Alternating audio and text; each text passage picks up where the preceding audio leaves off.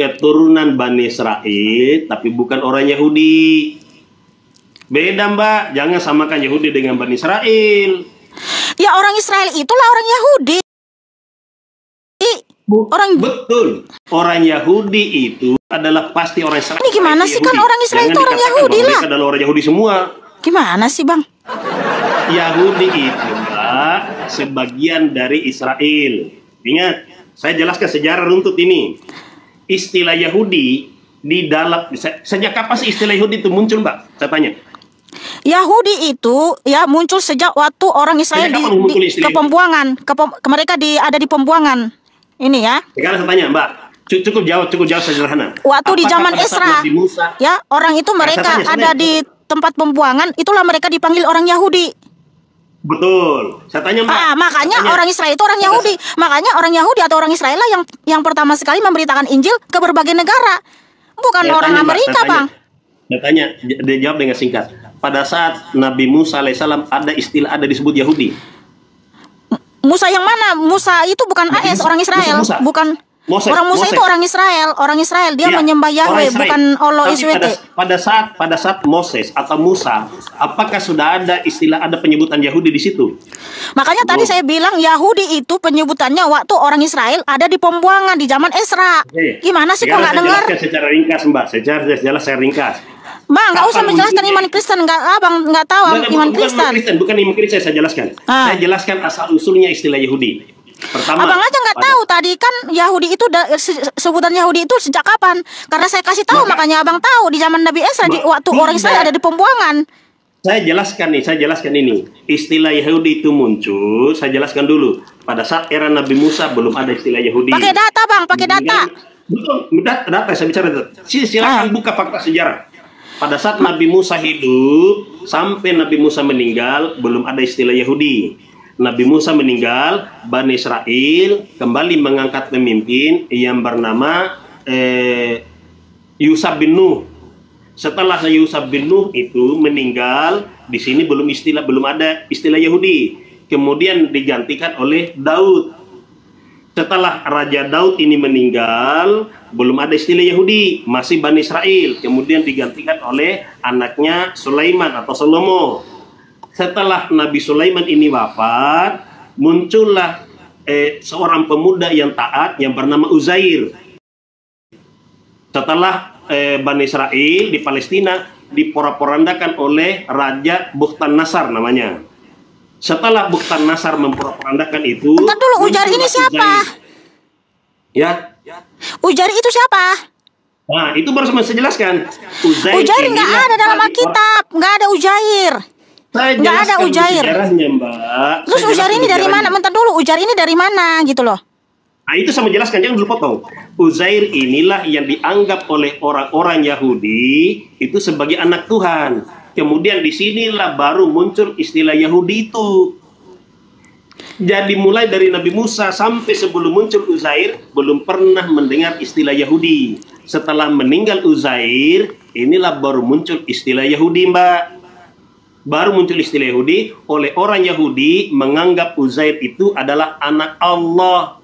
Kenapa? Karena Uzair ini siapa, Bang? Ini nggak ada datanya dalam Israel Uzair. Orang Israel itu disebut Yahudi di zaman pembuangan di kitab Esra 4.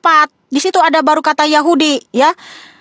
Ya, betul. Di mana? Coba baca sejarah Uzair itu ketika mereka dibuang ke Babel. Anak Tuhan. Betul. Artinya, loh, kenapa ada Uzair? Uzair itu dari mana? Uzair itu seorang nabi.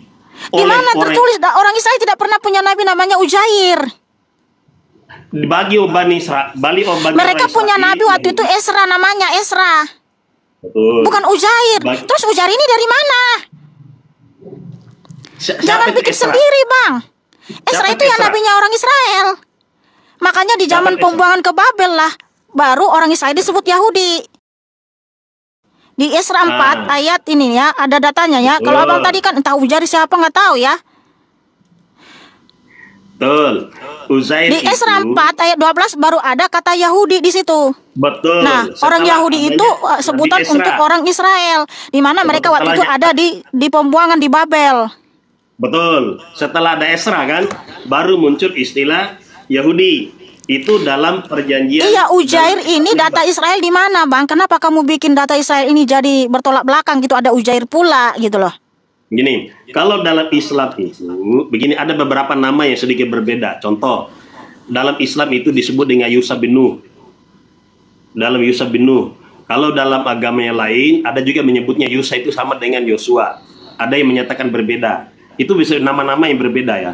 Uzair ini dalam kitab agama Islam, Al-Quran disebut Uzair.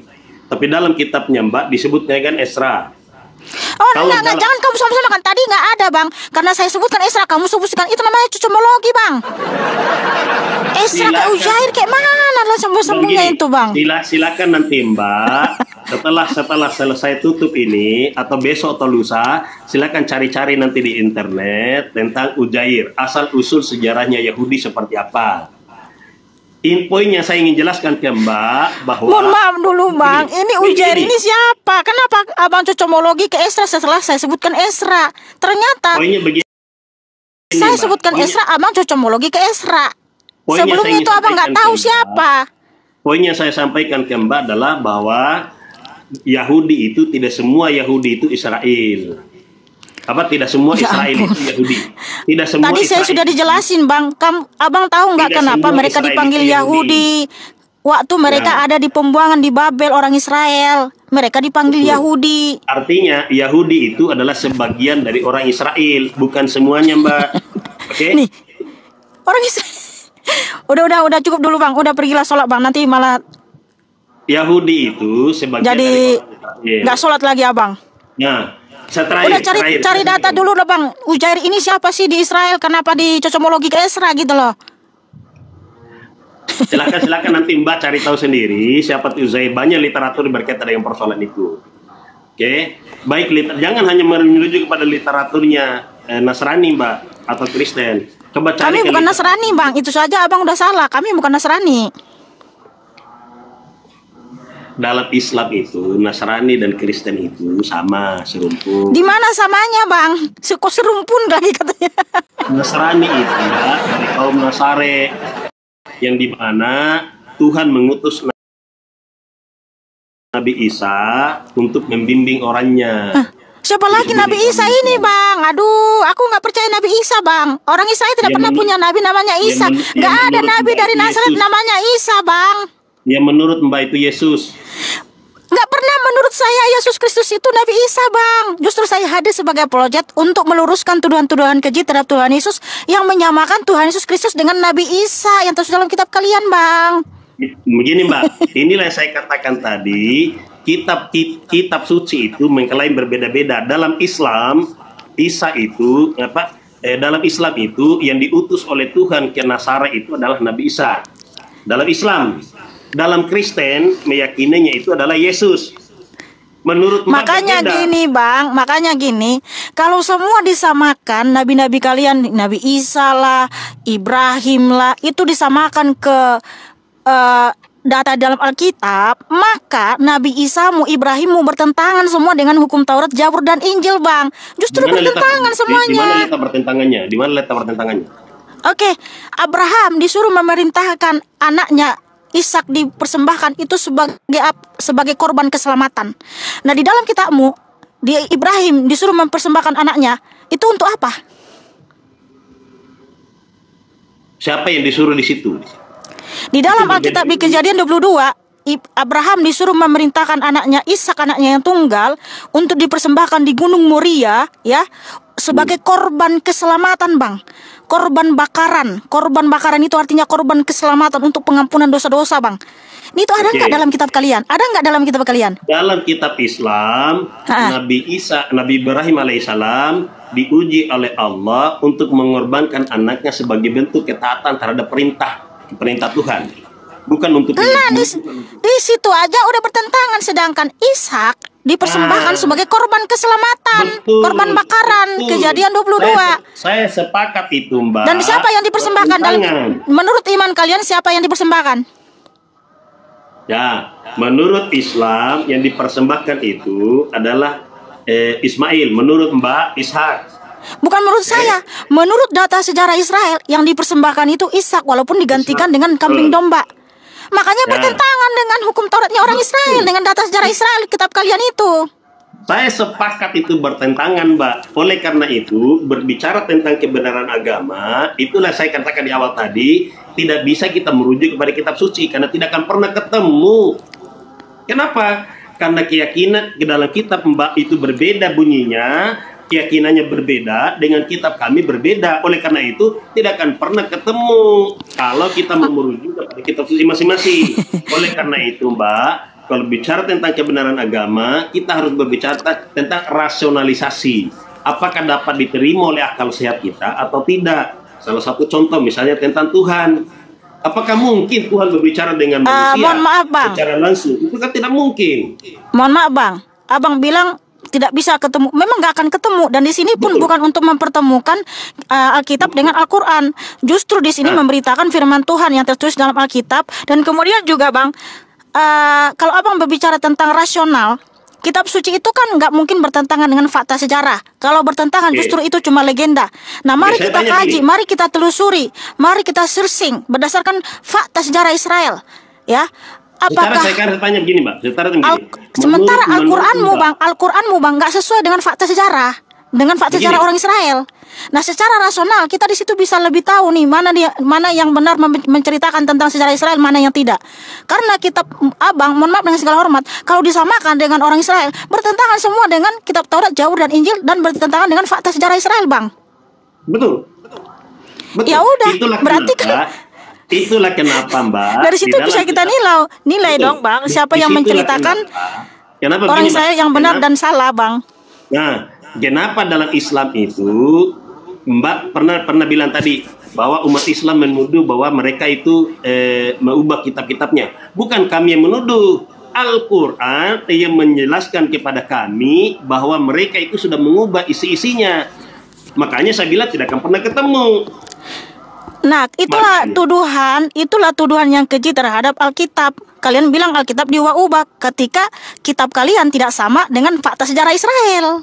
Betul. Makanya saya katakan contoh begini. Sekarang, manakah yang benar antara kitab Bani Israel atau kitab Al-Quran? Itulah yang seharusnya yang dikaji. Bagaimana keautentikannya, ada nggak perubahan-perubahan di dalamnya dan sebagainya. Salah satu contoh, kita bicara tentang gini, tentang Tuhan. Kita bicara satu saja topik tentang Tuhan. Apakah Yesus itu Tuhan? Menurut Mbak, Yesus adalah Tuhan. Dia dilahirkan, kemudian dia disalib, kan? Dalam logika, Mbak, tidak mungkin Tuhan itu dapat berwujud nampak seperti apa dilihat oleh manusia. Kalau Tuhan itu dapat dilihat, dapat diterawang, dapat dibayangkan, berarti dia telah melanggar kodratnya sebagai Tuhan. Tuhan itu tidak mungkin bisa mewujudkan, bukan tidak mungkin, Tuhan itu tidak akan pernah memperlihatkan dirinya sebagaimana sama seperti makhluknya. Dalam Islam itu, Mbak, Tuhan itu laisa kamitslihi syai'. Tuhan itu tidak seperti apa yang dipikirkan oleh manusia. Kalau Tuhan seperti apa yang dipikirkan oleh manusia, berarti Tuhan itu terbatas. Sementara kita semua meyakini, sama-sama meyakini, Tuhan itu Maha Kuasa, Maha Esa, tidak terikat oleh ruang dan waktu. Jadi kalau dia berwujud manusia atau dia menampakkan dirinya, berarti dia terikat oleh ruang dan waktu. Itu bicara tentang rasional. Kita tidak bicara tentang kitab suci nih. Kita bicara tentang rasional. Kita berbicara tentang manakah Tuhan yang rasional, yang diyakini oleh orang Kristen atau yang diyakini oleh umat Islam. Menurut Mbak, Tuhan itu apakah rasional? Tuhan itu menampakkan diri dalam wujud manusia. Oke, Bang, kalau secara logika ya, Tuhan itu kan Maha Kuasa, Maha segalanya, Maha bisa. Jadi kalau dia menyatakan dirinya pasti bisa dong. Bukti dia ada nyata dan berkuasa. Tetapi kalau saya menyatakan gini, ya saya ngaku-ngaku, oh saya dapat wahyu yang ada Tuhan. Dia bentuknya ya dia itu berkepala 1000 gitu kan. Lalu saya tulis dalam kitab, dalam buku begini, dia Maha Kuasa, Maha segalanya, Maha Pencipta. Tapi tidak pernah ada pembuktiannya, Bang. Artinya apa yang saya nyatakan itu adalah omong kosong atau pengakuan asumsi saya atau saya ngaku-ngaku. Karena tidak ada buktinya. Ya, saya bisa nulis, oh Tuhan itu ada, Bang. Dia bentuknya seperti ini. Pokoknya nggak bisa terlihat ya. Saya tulis dia Maha Pencipta, dia Maha Pengasih, dia Maha Penyayang, dia Maha Kuasa gitu. Tapi nggak ada pernah seorang pun melihat Tuhan yang saya ceritakan dalam sebuah buku ini. Itu artinya saya hanya klaim kosong, ngaku-ngaku aja gitu. Tapi kalau saya bilang, oh Tuhan itu Maha Kuasa, dia bisa menyatakan dirinya dalam rupa seperti kita. Nah juga apa yang saya katakan itu dijumpai juga sama contoh si Budi ya, si Ani, si Budi ini juga melihat Tuhan yang saya beritakan itu, bahwa Tuhan itu datang kepada mereka, dia berfirman, oh aku seperti ini, seperti ini. Itu artinya adalah dia Tuhan yang benar. Kenapa? Banyak saksinya bang, banyak yang menceritakan, oh saya juga pernah melihat Tuhan, dia berfirman kepadaku, dialah sang pencipta, begini-begini, ditulis gitu. Nah seperti itulah dalam Alkitab bang. Apa yang diterima para nabi dan para rasul itu, mereka berjumpa langsung dengan Tuhan. Bahkan di dalam hukum Taurat ya, Keluaran 33 ayat 11, dan Tuhan berbicara kepada Musa dengan berhadapan muka seperti seorang berbicara kepada temannya. Jadi para nabi dan para rasul itu bang berjumpa langsung dengan Tuhan, di mana mereka saling mengkonfirmasi bahwa mereka juga menerima firman dari Tuhan yang sama yang namanya Yahweh. Itulah kenapa ini adalah data yang sangat jelas. Justru, bentar. Oh, bukan terlalu jauh. Itu namanya kamu berbicara secara logika, ya. Jadi, kalau Tuhanmu, bentar. Kalau abang mengatakan Tuhanmu Maha Kuasa, Maha segalanya, Maha begini, oke. Tapi pernah nggak ada orang yang melihat langsung Tuhanmu? Nggak pernah toh? Nggak pernah ada. Terus bagaimana kamu yakin dia ada? Oke. Pertanyaan kemudian, bagaimana caranya saya meyakini bahwa Tuhan itu ada sementara tidak ada orang yang bisa melihatnya, gitu kan? Betul nggak? Iya, tidak ada yang pernah melihat Tuhanmu, sementara di dalam Alkitab para nabi dan para rasul mereka semua melihat Tuhan. Sekarang saya jawab, Tuhan itu menunjukkan eksistensinya tidak harus memperlihatkan dirinya. Kalau Tuhan menunjukkan eksistensinya memperlihatkan dirinya, dengarkan baik-baik. Secara logika, kalau Tuhan menunjukkan dirinya, memperlihatkan eksistensinya dengan menunjukkan dirinya, berarti dia telah melanggar kodratnya sebagai Tuhan. Dia layak disebut sebagai Tuhan. Pertama. Yang kedua, Tuhan itu menunjukkan dirinya tidak mesti harus memperlihatkan eksistensinya. Tapi Tuhan tidak perlu melihatkan esensinya. Tapi Tuhan memperlihatkan eksistensinya. Apa buktinya bahwa Tuhan itu ada? Yang pertama, dia menciptakan alam semesta. Oke, Mbak bilang itu kan pengkelaiman saja. Oke, betul. Sekarang, Tuhan itu menerangkan alam semesta itu berdasarkan kitab suci. Makanya dalam Islam itu, saya jelaskan sedikit dulu. Islam itu, Al-Quran itu disebut hudan. Apa hudan? Petunjuk. Petunjuk untuk apa? Petunjuk untuk memahami Tuhan dan kebesarannya. Bagaimana cara Allah menerangkan tentang keesaan dan kebesarannya dirinya di dalam Al-Quran. Makanya disebutkan ada pengelompokan 4. Yang pertama, Tuhan memerintahkan manusia untuk memperhatikan alam semesta. Apakah alam semesta ciptaan Tuhan ini bertentangan dengan apa yang Allah terangkan di dalam Al-Quran atau tidak? Faktanya yang kami yakini, yang kami pelajari, tidak ada satupun apa yang Allah terangkan di dalam Al-Quran yang bertentangan dengan alam semesta. Itu menunjukkan salah satu bukti. Yang kedua, Tuhan menyuruh kita untuk memperhatikan tentang diri kita sendiri. Bagaimana proses kita diciptakan. Allah menjelaskan itu di dalam Al-Quran. Jauh sebelum adanya kecanggihan ilmu tentang kedokteran, Al-Quran sudah menjelaskan bagaimana proses terbentuknya manusia dalam kandungan. Dulu di masa Nabi, makanya Nabi disebut majnun. Ini omong kosong ini, dari mana dia menceritakan bahwa manusia begini. Tapi setelah perkembangan teknologi menunjukkan bahwa ternyata betul apa yang diceritakan oleh Muhammad yang dulu tidak tahu baca, tidak tahu menulis itu, ternyata benar di kemudian hari dibuktikan dengan teknologi. Yang ketiga, Bang, biar jangan kepanjangan Bang. Itu singkat. Yang ketiga, Allah menceritakan petunjuk untuk memahami dirinya adalah dengan menceritakan kisah-kisah orang-orang terdahulu, baik itu kisah orang yang baik maupun kisah orang yang buruk. Salah satu di antara kisah-kisah orang yang baik itu adalah kisah tentang Nabi Musa, kisah tentang Nabi Isa, kisah tentang Nabi Daud, kisah tentang Nabi Sulaiman. Kisah-kisah orang yang buruk, kisah orang buruk itu kisah tentang Namrud, kisah tentang Fir'aun, kisah tentang Qarun dan lain sebagainya. Tujuan untuk apa? agar membuktikan bahwa apa yang diterangkan dalam Al-Quran itu adalah sebuah kebenaran. Bang, mohon maaf nih Bang, dari semua yang menceritakan Tuhanmu Maha Pengampun, Maha Pencipta segalanya ya gitu, tidak ada satupun yang melihat langsung Tuhanmu, tidak ada yang mengkonfirmasi Nabi yang lain bahwa Allah pernah dilihat oleh Tuhanmu. Dan juga, bentar dulu Bang, dan terus yang kedua Bang, kalau kamu mengatakan Tuhanmu Sang Pencipta Bang, saya mau tanya, Tuhanmu menciptakan langit dan bumi berapa masa? Disebutkan dalam Al-Quran ada 6 masa. 6 masa. Nah kalau dia Sang Pencipta Bang, pasti tahu dong apa yang diciptakan dari masa pertama sampai masa ke-6. Lalu manusia diciptakan masa keberapa Bang? Sebagai bukti dia Sang Pencipta. Manusia itu ciptaan yang terakhir. Di mana tertulis bahwa manusia ciptaan yang terakhir? Kata dalam beberapa hadis, tidak ada dalam Al-Quran. Dalam beberapa hadis.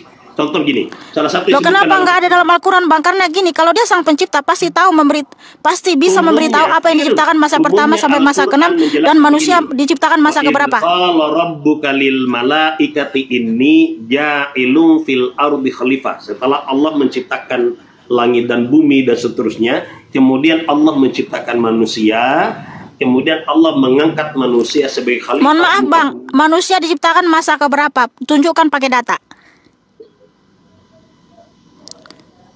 Karena kalau tadi seperti Abang bilang ya, Tuhan itu nggak bisa menampakkan diri ya bagi Alkitab, bagi apa yang diimani para nabi, itu bukan Tuhan. Karena para nabi berjumpa langsung dengan Tuhan. Kemudian juga hanya Tuhan Yesus yang bisa memberitahu apa yang dia ciptakan dari pertama sampai hari ke-6. Itu buktinya dia Sang Pencipta. Saya tanya balik Mbak. Kalau hanya menulis saja Tuhan Sang Pencipta gitu, tapi nggak pernah tahu apa yang diciptakan masa pertama, masa sampai ke-6, saya juga bisa ngaku-ngaku seperti itu Bang. Al-Quran itu menceritakan kepada kita, menjelaskan kepada kita, Allah membekali manusia akal dan hati untuk memahami, itu menemukan bagian dari ujian. Oke? Iya. Meskipun langsung tunjukkan data aja Bang, manusia diciptakan masa keberapa Bang? Saya tanya ke Mbak, menurut Mbak dijelaskan dalam Alkitab tentang masa-masa penciptaan itu rasional atau tidak? Sangat rasional. Karena semua bentar ya. Karena dalam Alkitab semua dijelaskan secara detail. Nah, saya mau tanya sama Abang, manusia diciptakan masa keberapa Bang? Karena tadi Abang sangat pede mengakui bahwa Tuhanmu itulah Tuhan yang benar, Tuhan Sang Pencipta. Nah, kalau benar dia Sang Pencipta, manusia diciptakan masa keberapa?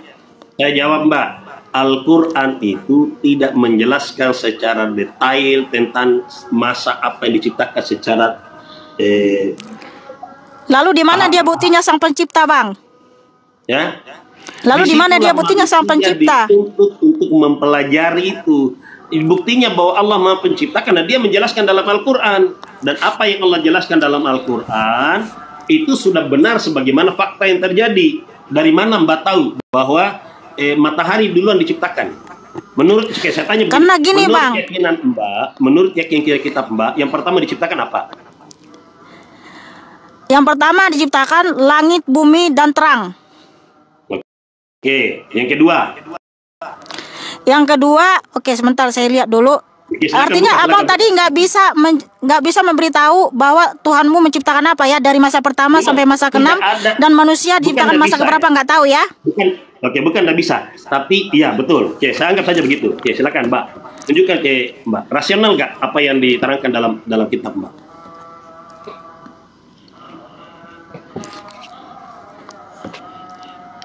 Oke.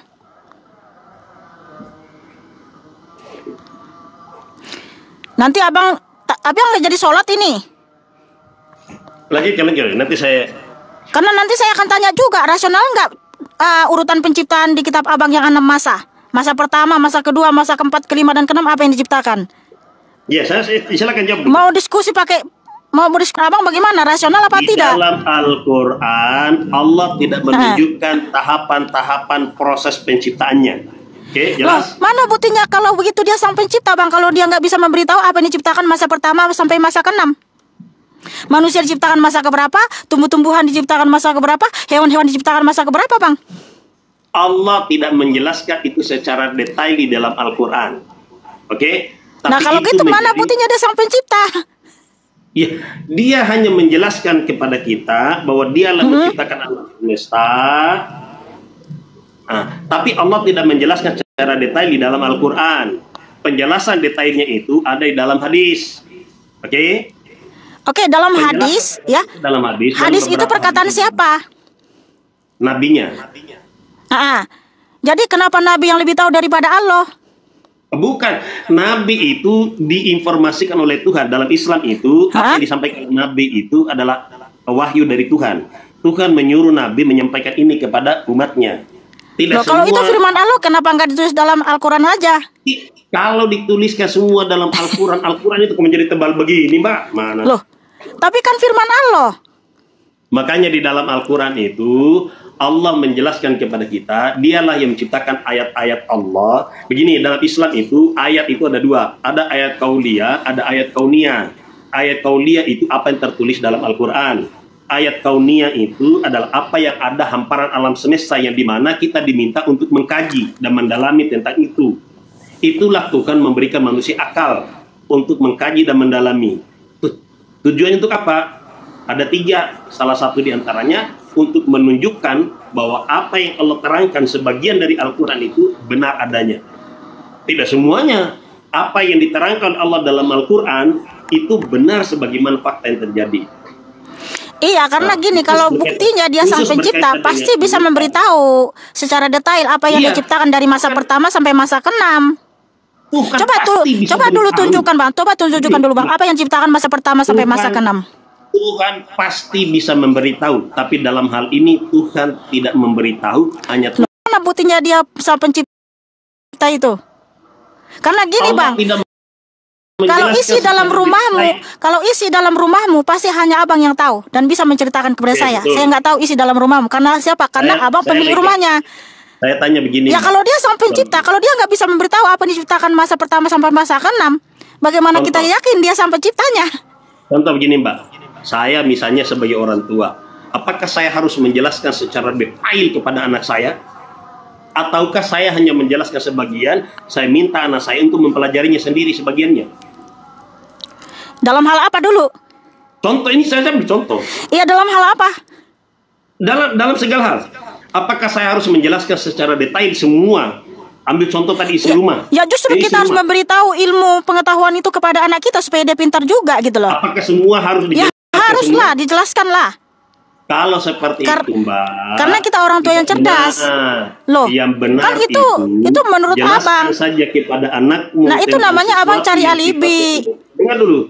Yang benar itu jelaskan kepada anakmu tentang hal yang umum. Selebihnya biarkan anakmu mempelajari dengan sendirinya. Begitu yang benar, Mbak. Gimana?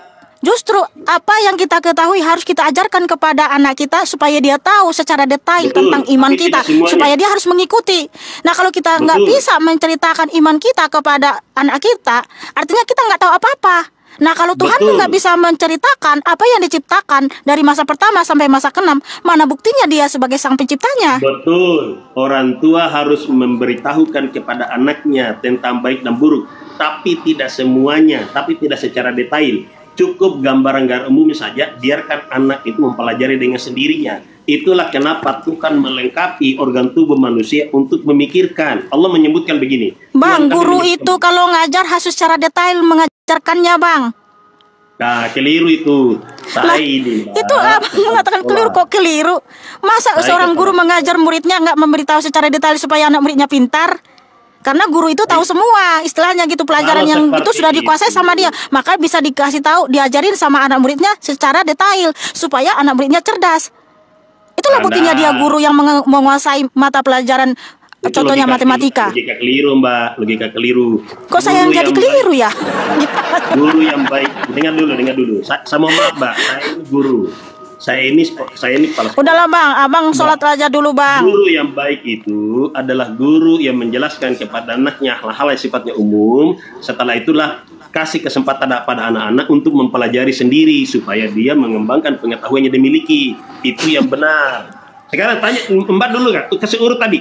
Ini kan Tuhan tidak menceritakan. Enggak, Bang. Tuhan menceritakan kepada Mbak. Pertama, diciptakan tadi apa? Karena Tuhan sudah sang penciptanya, maka dia bisa memberitahu kepada kita apa yang dia ciptakan dari hari pertama sampai hari ke-6 ya. Hari pertama di Kejadian 1 ayat 1 sampai 5, Tuhan Kristus menciptakan langit ya, bumi dan terang. Langit, bumi dan terang. Hari pertama.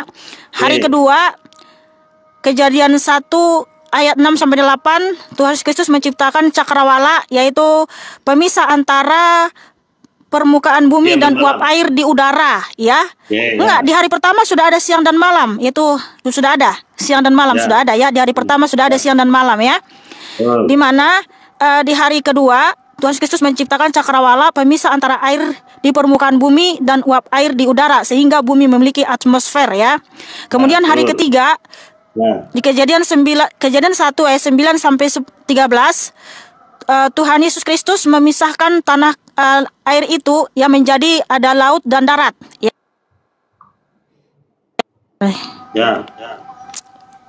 Sehingga ada air dan darat. Kemudian Tuhan Kristus menciptakan segala jenis tumbuh-tumbuhan ya. Hari keempat Kejadian 1 ayat 14 sampai 19 ya.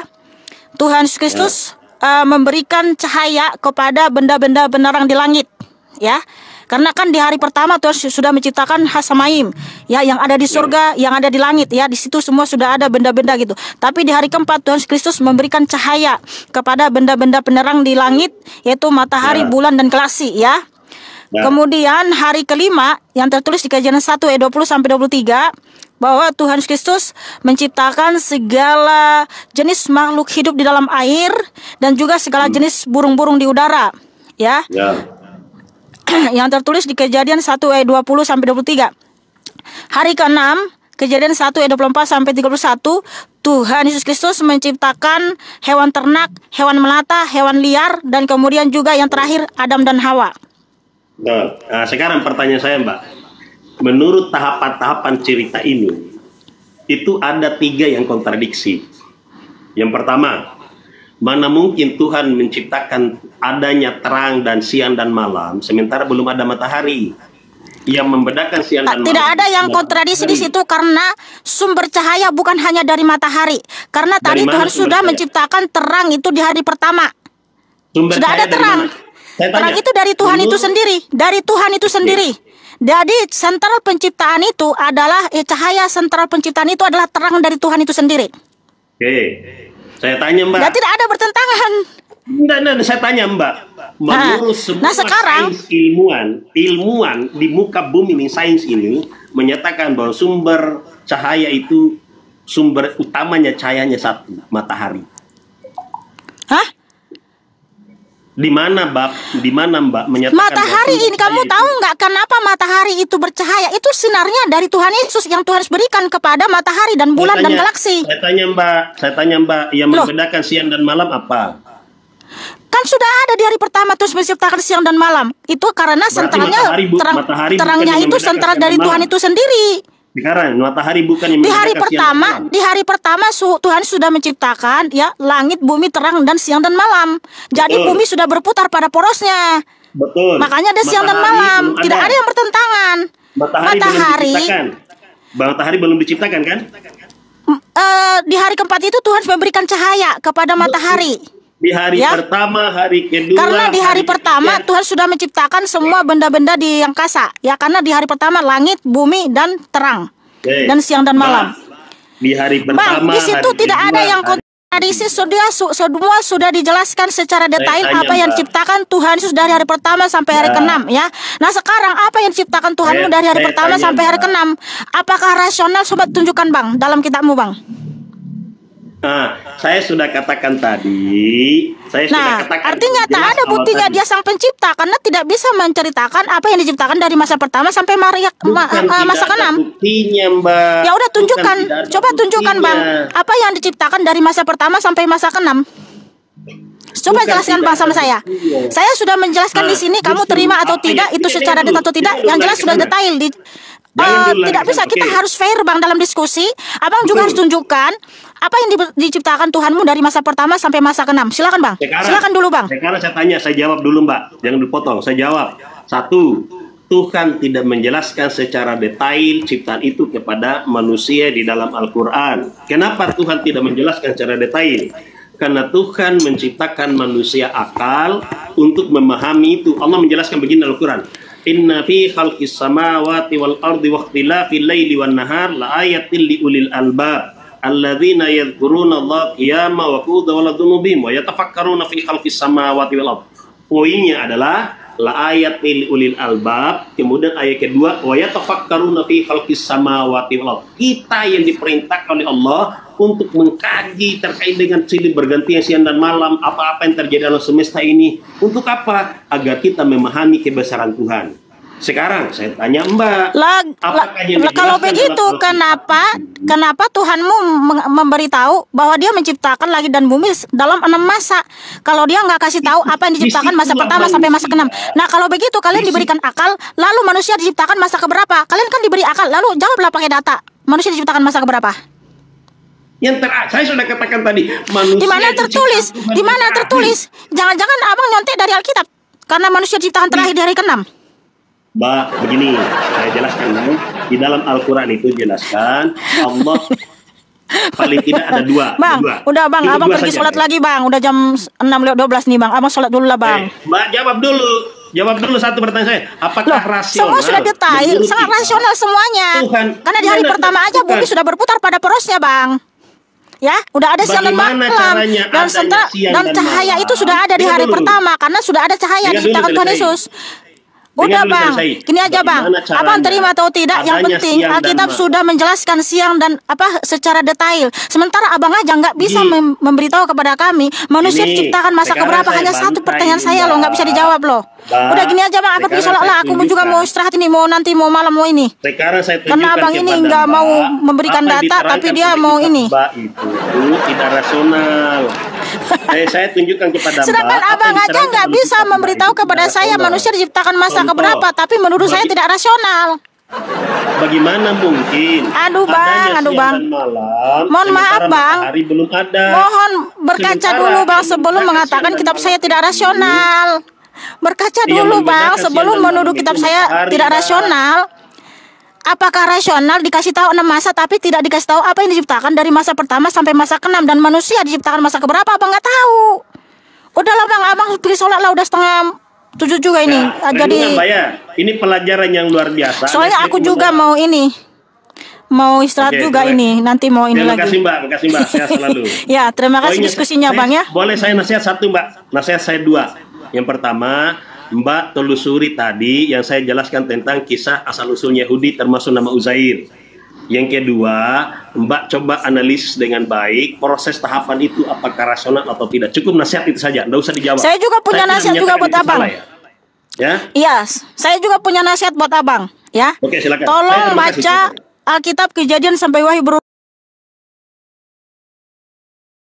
berurutan dan pelajari data-data fakta-fakta sejarah Israel. Oke, udah itu saja bang. Terima kasih bang ya diskusinya bang. Ya. Terima kasih bang.